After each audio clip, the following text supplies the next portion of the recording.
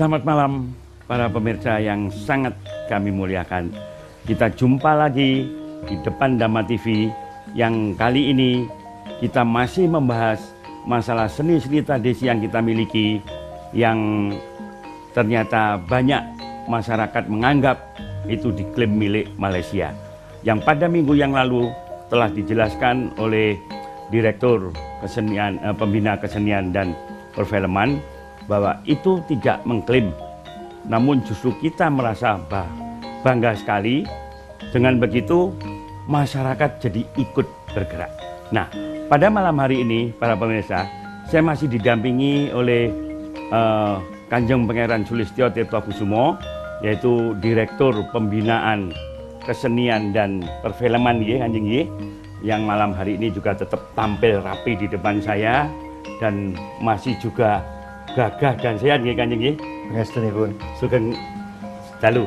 Sahayu. Dan yang kedua, ini aneh tetapi nyata, saya didampingi oleh tokoh dari Malang, Batu khususnya, yaitu Bapak Dr. Haji Sumarlin Marlin Wibowo, yang kebetulan beliau juga seniman, pemerhati seni, bahkan pelaku ahlinya di bidang tayub. Sugeng dalu Pak Marlin. Rahayu. Rahayu. Para pemirsa, melanjutkan kisah yang kemarin, saya masih ingin bertanya kepada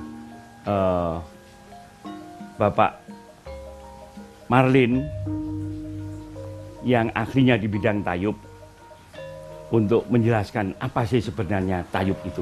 Pak Marlin, monggo aturan. Terima kasih para pemirsa yang saya hormati. Jadi tayub sebenarnya asalnya itu adalah dari kata tanda atau tandaan. Tanda. Ya, jadi semasa kecil saya ini hidup di daerah Ngantang. Tahun dekade 50-an sampai tahun 65 sebelum pecahnya G30S. Setiap ada kegiatan bersih desa di suatu desa, pasti di daerah Ngantang itu ada yang namanya nanggap tanda. Nanggap tanda itu artinya bahwa masyarakat di desa itu pada saat itu setelah pasca panen, jadi setelah menuai padi di sawah, karena keberhasilan panen itu maka dirayakan dengan nanggap tanda itu. Kalau dulu di daerah Malang bagian barat atau di Ngantang itu. Jadi nama aslinya itu adalah tandaan. Nah, ini berjalan pada saat masih kecil, mulai tahun dekade 50-an sampai pertengahan 60-an. Ini selalu di desa-desa, bahkan pedukuhan, bukan tingkat desa. Tapi di pedukuhan pun kalau ada setelah panen padi, ya di sana itu ada panen gadu, panen rojo. Nah, biasanya setelah panen rojo inilah diadakan seni tayub, tandaan, yang pada saat itu namanya masih tandaan. Masih tandaan ini. Nah, perkembangan kemudian tandaan ini memang sekarang menjadi disebut orang tayub untuk di Malang. Ada yang menyebut uyon-uyon di daerah Blitar dan Tulungagung. Matur nuwun. Pak Marlin sama Thais Niko, mari kita lanjutkan lagi. Pemirsa, ada sebuah seni yang namanya tayub, yang kebetulan diketengahkan oleh Pak Marlin tadi, keberadaannya di daerah Jawa Timur. Dari Ngantang sampai arah ke Blitar, sampai ke Tulungagung. Nah, ini saya perlu bertanya kepada Bapak Direktur kita ini, apa kira-kira yang minggu kemarin dijelaskan sudah terdaftar 2000 lebih, sudah dideteksi sebanyak itu, tayub atau tandaan ini kira-kira sudah ikut terdaftar? Iya, secara singkat saya sebutkan sudah, tapi perlu kita sampaikan di sini bahwa hampir setiap suku bangsa di Indonesia ini salah satu produk keseniannya adalah sebagai ekspresi pengakuan manusia terhadap kekuasaan Adikodra. Sehingga dengan demikian semua produk kesenian ini sebenarnya semuanya adalah merupakan ekspresi persembahan kepada Yang Maha Kuasa. Termasuk di dalam tari-tarian seperti tanda, ronggeng, ledek, dan lain sebagainya ini adalah sebagai ekspresi dari manusia untuk melakukan persembahan kepada Yang Maha Kuasa dengan melakukan ritus-ritus seperti itu. Jadi bisa dikatakan bahwa ledek, tandak, dan ronggeng termasuk bedoyo ketawang itu merupakan sebuah event tarian yang bersifat kesuburan, yaitu harapan bagi masyarakat untuk melakukan pengembangan baik dari sisi fisik maupun non fisik. Matur nggih Kanjeng nggih, matur nuwun Kanjeng. Para pemirsa, jangan kemana-mana dulu, karena event-event ini masih akan dilanjutkan. Kembali kepada Pak Marlin ya. Pak Marlin yang nun sewu tayub tadi atau tandaan. Saya pernah mendengar bahwa tanda-tanda ini harus dididik terlebih dulu di Nganjuk kalau tidak salah. Sehingga setiap tahun ada sebuah peristiwa yaitu wisuda para tanda atau ledek gitu ya.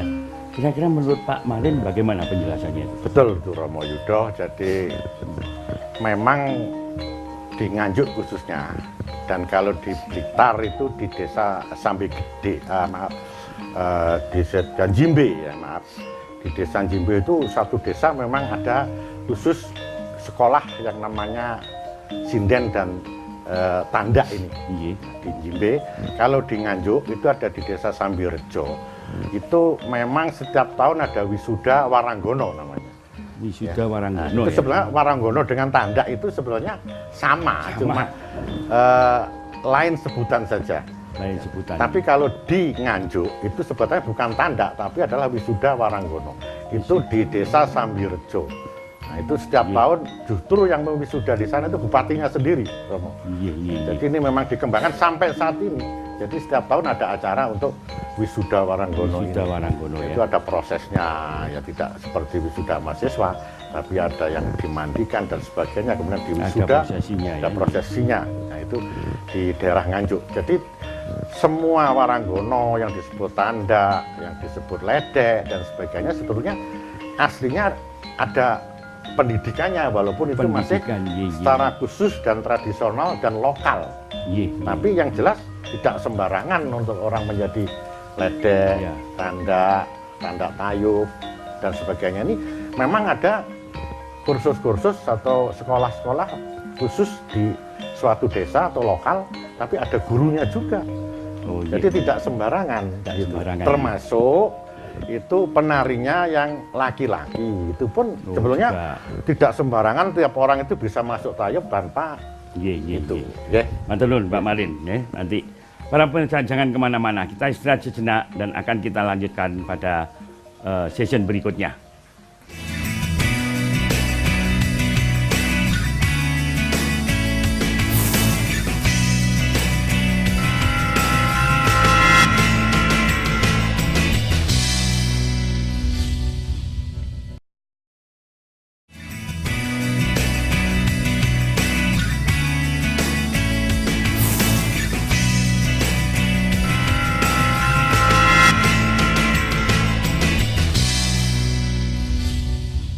Terima kasih para pemirsa masih berada di depan Dhamma TV. Kita udah mulai mengenal apa yang namanya tanda, tayub. Bahkan tadi dijelaskan oleh Dr. Marlin bahwa itu tidak sembarangan, harus sekolah dulu. Sementara kalangan masyarakat kita, terutama masyarakat perkotaan, banyak yang menganggap bahwa tanda atau tayupan atau itu dianggap negatif. Dan ini saya perlu pertanyakan juga nanti supaya para pemirsa bisa tahu lebih jelas. Nun sewu kepada Kanjeng Pangeran, dari penjelasan Pak Marlin bahwa itu yang dijelaskan mulai hanya di Jawa Timur. Dan nun sewu, sementara di bawah Kementerian Depdikbud ini ada Balai Pelestarian, justru yang ketempatannya berada di Jogja, yang membawahi tlatah Jawa Timur dan mungkin Jawa Barat. Kira-kira tentang tanda tayub ini ada nggak di daerah-daerah lain? Ya, gini Pak Yudo, sebetulnya tadi saya sudah sampaikan di awal dari pembicaraan kita bahwa hampir setiap suku bangsa itu mempunyai, cuman istilahnya berlainan. Seperti halnya di Jawa Tengah itu ada tayub, tayub, ledek. Nah, sampai sekarang ini yang sangat terkenal dan eksis itu adalah dari Sragen, kalau di daerah Surakarta kemudian Blora, Blora. kemudian di daerah Banyumas disebut Lengger, Oh, Lengger. kemudian di daerah Wonogiri disebut Ledek, dan oleh Kanjeng Gusti Pangeran Adipati Aryo Mangkunegoro pertama, itu Ledek itu menjadi bagian yang tidak terpisahkan dari budaya Istana Mangkunegaran. Mungkin karena pada saat perjuangan beliau melawan Belanda bahwa salah satu laskar dari Pangeran Sambernyawa itu adalah berasal dari para seniman seniwati itu, maka ada semacam perjanjian yen kepingin lestari Mangkunegaran harus tetap melestarikan budaya Ledek itu ada di Puro Mangkunegaran. Oleh sebab itu maka di sana ada namanya abdi dalam Langen Projo itu ada kesenian yang disebut Langendrian. Langendrian. Ini semua hampir 90% berasal dari konco-konco seniwati yang disebut Ledek dari Desa Ngadirojo tadi. Kemudian ada tari-tarian serimpi. Ya. Sebetulnya ini kan adalah bentuk serimpi atau bedoyo, sofistikasi atau penghalusan dari seni-seni yang berasal dari desa yang notabene Ledek tadi. Oleh sebab itu kita tidak bisa memberi stigma yang negatif terhadap penari-penari Ledek atau Tayub itu, karena hampir kita bisa dipastikan bahwa babonnya seni tari putri itu memang dari Itu dari situ, ya. Matur nuwun Kanjeng, matur nuwun. Para pemirsa, ternyata pengetahuan kita lebih bertambah lagi bahwa Ledek atau tanda atau lengser menurut di daerah Jawa Tengah itu ternyata sudah ada, dan hanya sayang kadang-kadang masyarakat banyak terutama perkotaan menganggap itu hal yang negatif. Nah, ini perlu saya pertanyakan kepada Pak Dr. Sumarlin lagi. Pak Marlin, tentang Tayuban itu tahu saya sebelum ada tanda juga ada tari-tarian, lalu mereka dibawa oleh yang namanya pelandang, ya, penari pria. Nah itu apa penari prianya tadi dijelaskan bahwa untuk jadi tanda atau jadi Ledek itu harus sekolah dulu, ada pendidikannya. Nah untuk pelandangnya yang putat juga apa ada pendidikannya Pak? Oke, Romo Monggo. Yudo, terima kasih. Jadi sebenarnya berkaitan dengan yang dijelaskan oleh Bapak Direktur Kesenian tadi, untuk penari prianya sebenarnya sejak dulu juga ada sekolah yang namanya tari Langen Beksan. Gitu. Langen Beksan Ya. malah namanya. Bahkan saya pernah menjadi pelakunya.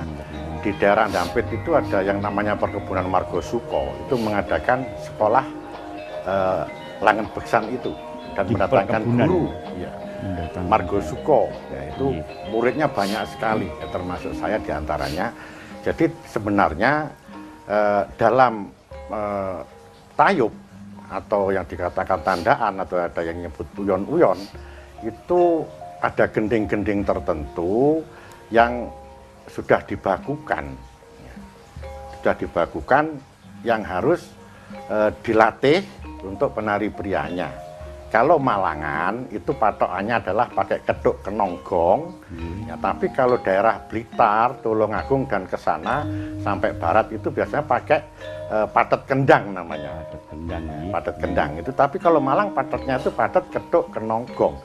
Setiap 4 langkah ganti langkah, jadi ada silangnya. Itu Ada adalah silang, ya. ciri khas Malangan. Tari Malangan. Ini yang tidak bisa ditiru oleh daerah-daerah lain. Iya, Tapi iya. kalau seperti Gambyong di Madiun, uyon-uyon di Tulungagung dan Blitar itu biasanya patetnya ini patet kendang, sehingga patokannya yang menari itu kendang, bukan keduk, kenong dan gong ini. Gongnya. Karena kalau di Malang itu keduk itu kaki kiri, kanan, gong baru kena kaki kanan itu. Matur nuwun Pak Marlin. Para pemirsa, ini tadi ada penjelasan mengenai gaya Malangan. Memang Malang ini punya hal yang khusus nih. Belum Dama TV ada di Malang ya. Jadi adalah wajar kalau mengatakan juga gaya Malangan.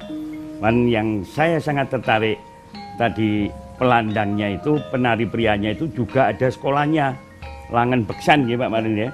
Sementara untuk di Jawa Tengah tadi dijelaskan oleh Kanjeng Pangeran ada Langendrian ya.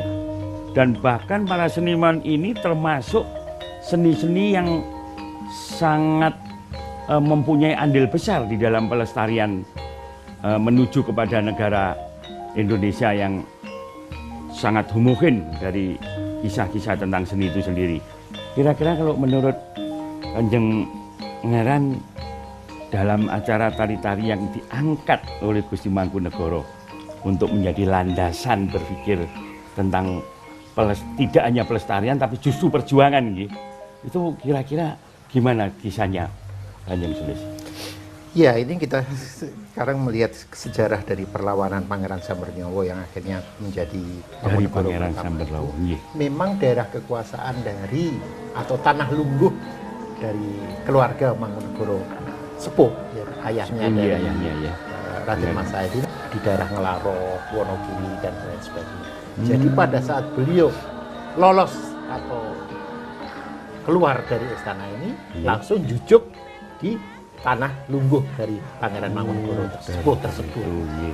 Mereka pecah gesang pasti akan mendukung patronnya, yaitu keluarga Mangkunegoro Sepuh yang digendangan ke Sri Lanka itu. Iya. Nah, kebetulan di situ memang banyak sekali bibit-bibit seniman dan memang sudah turun-temurun mentradisi, terutama daerah Ngadirojo dan lain sebagainya itu, dan juga terkenal cantik-cantiknya, memang sudah menjadi atau daerah berkesenian ledek kan. Ledek, iya. Matur nuwun Kanjeng. Sementara para pemirsa, setelah dijelaskan bagaimana tentang kesenian khususnya tayub ya, bersama ledek, tandak, lengser yang akhirnya diangkat ke permukaan justru oleh Pangeran Sambernyowo ya, Kanjeng ya, dijadikan ajang pelestarian untuk perlawanan juga kepada pemerintah Belanda. Nanti kisah ini akan kita lanjutkan pada episode terakhir setelah kita istirahat sejenak.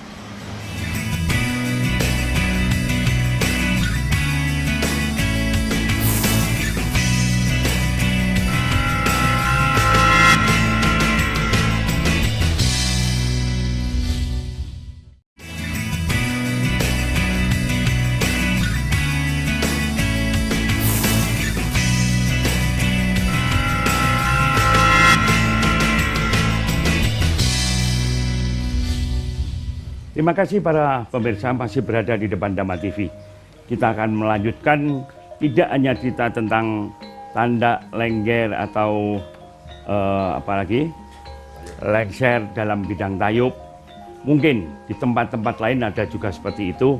Saya akan bertanya kepada Kanjeng Pangeran. Nuwun sewu Kanjeng, di dalam pengalaman sebagai direktur kesenian, direktur pembina seni dan perfilman, daerah Jawa Timur ada seperti itu, Jawa Tengah juga ada. Kira-kira di tempat lain yang semacam itu ada nggak? Ya, terutama Jawa Barat sangat berkembang dengan pesat, Jawa akhirnya Barat. melahirkan tari Jaipong itu. Oh, sampai ke Yang terkenal, Jaipong ya. ya. Sampai ke Jaipong ya.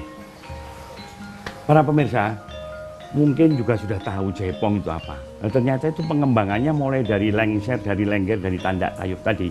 Nah, cuman kembali sebelum para pemirsa bisa menuduh bahwa itu negatif di kalangan tertentu, karena kebiasaan yang terjadi di dalam tayupan itu ada minum-minum dan lain sebagainya. Ini saya perlu bertanya kepada ahlinya ini, Pak Dr. Marlin. Ini kan masyarakat yang bicara seperti itu. Wah, tayupan tandaan kok kayak abu-abuan barang itu, kira-kira bagaimana Pak Marlin? Monggo. Oke, jadi begini Romo, memang dari sisi negatif itu sudah banyak diketahui oleh masyarakat umum. Setiap pada tayuban itu ada minuman keras, itu seperti seakan-akan seperti paket, padahal yang sebenarnya itu adalah salah. Mengapa orang pakai minuman keras? Itu kadang-kadang karena tidak siap untuk menari. Tidak siap untuk menari ya. Tapi kalau orang-orang yang sudah terlatih menari dan siap untuk datang di tempat tayub, ya, itu tidak mungkin akan harus minum minuman keras. Karena justru orang yang minum minuman keras itu untuk menghilangkan rasa malunya supaya bisa turut berbaur di kalangan tayub itu sendiri. Padahal itu adalah salah. Sebenarnya yang asli tayub itu tidak ada minuman keras. Itu ya. hanya karena niat dari orang-orang yang tidak bisa menari dan ingin menari supaya tidak malu harus minum dulu. Oh, itu kan gitu efek ya. dari minuman keras itu intinya ke sana saja. Iya, iya. Sebenarnya tanpa minuman keras pun kalau memang sudah terlatih menari Romo, Iya. itu ya tidak perlulah minuman keras itu masuk di kalangan tayub sana. Iya, iya, Gitu. iya. Saya kira gitu. Matur nuwun Pak Marlin. Masyarakat, para pemirsa sekalian, ini memang banyak tanggapan masyarakat salah kaprah di masalah ini. Karena ya tentunya adanya minuman keras itu sudah termasuk juga salah satu tradisi di seluruh bangsa ini, terutama daerah pesisiran. Karena kita banyak pohon-pohonan yang mengandung unsur minuman yang bisa dibuat jadi minuman, termasuk nira, ya.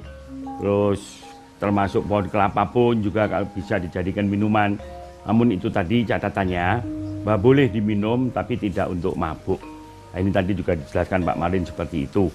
Nah, para pemirsa, di dalam melestarikan budaya itu ternyata tidak hanya masalah tandak tadi, dan yang penting pada akhir-akhir ini banyak klaim-klaim dari tempat lain. Mudah-mudahan tandak pun itu yang sekarang mungkin juga di Malaysia juga ada, karena banyak teman-teman kita, saudara-saudara kita yang bekerja di sana, itu jangan-jangan sampai terjadi bisa diklaim lagi oleh mereka. Nah, ini perlu saya pertanyakan kepada Kanjeng Sustyo ini. Kadang-kadang seni tari tradisi ini memang sangat di bawah ya Kanjeng, sangat di bawah. Grassroots ini yang punya. Lah, bagaimana misi kita sebagai masyarakat banyak yang umumnya takut kalau ini dibawa ke permukaan, namun tetap harus diperhatikan oleh pemerintah di dalam eksistensi pelestariannya. Nah, kira-kira rencana-rencana kerja Kanjeng Pangeran gimana? Ya. Untuk itu. Pertama-tama kita harus mempunyai pemahaman bahwa budaya, di mana kesenian termasuk dari bagian dari kebudayaan, itu terus berkembang menyesuaikan situasi zamannya. Situasi zaman ini. Untuk itu, supaya kita tidak kehilangan lacak, maka yang pertama-tama kita lakukan adalah pendokumentasian. Pendokumentasian ini, apalagi sekarang ini hanya dengan HP saja, itu sudah bisa mendokumentasikan. Ini penting sekali. Artinya apa? Bahwa nanti di dalam perkembangannya, bahwa tayub ini nanti juga menjadi sumber inspirasi bagi tumbuhnya kesenian-kesenian baru, tapi kita tidak akan kehilangan aslinya karena sudah terdokumentasikan dengan baik. Kita tidak bisa mencegah perkembangan, terutama kreativitas ya, generasi muda, untuk menciptakan sebuah tarian yang baru meskipun bersumber dari yang lama. Jadi kita tidak perlu khawatir, tapi kita justru harus mendorong, memberikan iklim yang kondusif bagi setiap kreativitas. Untuk itulah nanti kita akan sandingkan, kalau memang masyarakat menerima yang baru tersebut dengan baik, tentunya ini merupakan sebuah penambahan khasanah kebudayaan kita. Tapi kalau kita hanya mandek di situ saja, ya begitu ini pelakunya habis sudah. Habis. Matur nuwun Kanjeng. Para pemirsa, memang apa yang dijelaskan oleh Bapak Direktur Pembina Kesenian ini sepertinya mudah kita terima penjelasannya. Tapi dalam prakteknya tergantung pada masyarakat sendiri, terutama pada para pemirsa, untuk bisa menyampaikan kedok tular kepada seluruh bangsa yang ada di negeri ini. Dan terakhir kepada saya kepada Pak Marlin, Pak Marlin, tentang busono ya, tentang pakaian. Dulu-dulu itu saya waktu kecil juga sering melihat bahwa tanda itu pakaiannya dianggap wah gitu atau seksi gitu ya. Sekarang dengan perubahan perkembangan zaman menurut Kanjeng Sulis tadi, kira-kira sekarang bagaimana perubahan para rekan-rekan tanda tadi? Romo Yudo dan para pemirsa Dhamma TV yang terhormat. Jadi memang zaman dulu itu yang namanya tanda itu cuma pakai gemben Romo. Itu kira-kira di bawah tahun 65. Iya. Tapi perkembangan zaman setelah 65 ini agak stop sedikit, sampai tahun 70 baru ada yang namanya pentas tayub lagi. Pentas tayub lagi. Karena situasi waktu itu. Nah, setelah tahun 70-an itu Romo, itu sudah penari tayubnya sudah pakai kebaya biasa Romo. Kalau di kebaya biasa dan jari sudah tertutup. Jadi kalau dulu ada image bahwa kalau nyangoni tanda itu disusupkan di dadanya gitu ya. Karena pakai kemben. Nah, itu setelah tahun 70-an sampai sekarang ini sudah pakai kebaya, Romo. Jadi sudah tidak ada image bahwa tanda itu harus pakai kemben. Jadi sudah pakai kebaya biasa, pakai jari biasa, dan mungkin kalau ada yang nyawer itu sudah salaman gitu aja ya. Itu saja. Kalau Langsung dulu memang impinya kalau nyangoni tanda itu harus di di dadanya gitu. Tapi sekarang saat Iya. sekarang mulai 7 bulan, dekade 7 bulan Lebih sampai bagus. sekarang ini sudah tertib, sudah tidak ada. Nah, ini rupanya sudah tertib sampai sekarang. Mudah-mudahan itu akan tertib sampai kapanpun lah. Jadi Iya. pakaian ini memang sangat Matur mempengaruhi nuwun, budaya matur nuwun, bangsa. Pak Malim. Monggo, Romo. Iya. Para pemirsa, jelas sudah bahwa saya bersama rekan-rekan terutama seniman lengger, tanda, untuk tayuban itu sudah tidak ada lagi image yang negatif karena semua sudah ada pembenahan sesuai dengan perkembangan zaman ini. Mereka sudah tampil untuk lebih rapi dan lebih bisa dihargai oleh masyarakat banyak. Saya rasa pertemuan kita kali ini di dalam seni dan tradisi sudah berakhir. Nanti kita akan jumpa pada minggu berikutnya dengan tema yang berbeda. Hari ini adalah tema tentang seni-seni kita yang banyak diklaim oleh pihak lain. Sudah ada penjelasan yang total. Para pemirsa, kita berakhir dulu sampai di sini dan kita akan jumpa di episode yang akan datang. Selamat malam. Rahayu.